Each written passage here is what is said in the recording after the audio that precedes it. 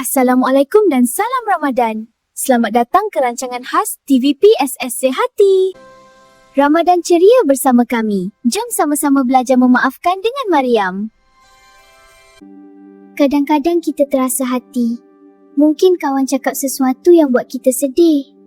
Kita rasa kecil hati bila tak dipilih atau tak dipuji. Perasaan itu memang normal. Bila hati terluka, kita rasa marah, kecewa dan tak mau bercakap lagi.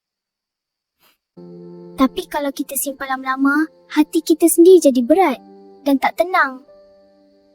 Ramadan datang bukan sekadar nak tahan lapar dahaga, tapi sebenarnya untuk cuci hati kita sekali.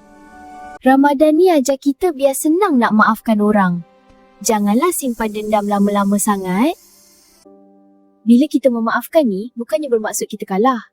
Tapi memaafkan tu tandanya kita ni lagi kuat. Bila kita memaafkan ni, sebenarnya kita buang beban kat dalam hati kita juga. Allah suka sangat hambanya yang pemaaf. Lagi-lagi yang jenis hati lembut. Bila kita memaafkan, hati jadi lapang. Rasa memang tenang sangat. Dan rasa ringan gila. Hubungan renggang boleh rapat semula kalau kita berani mohon maaf dan juga beri maaf. Bayangkan, punyalah indah kalau semua orang saling memaafkan sebelum Ramadan ni habis. Hidup akan rasa lagi ringan, senyuman pun lekat balik kat muka dan friendship kita jadi lagi rapat. Tips Mariam hari ni, cepat-cepatlah ucap maaf sebelum Ramadan berakhir, okey?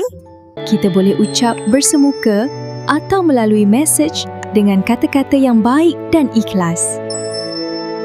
Mungkin cuma satu perkataan maaf, tapi impak dia besar gila dekat hati kita. TVP SSC Hati, suara kami. Kami undur diri dulu. Jumpa lagi korang. Assalamualaikum.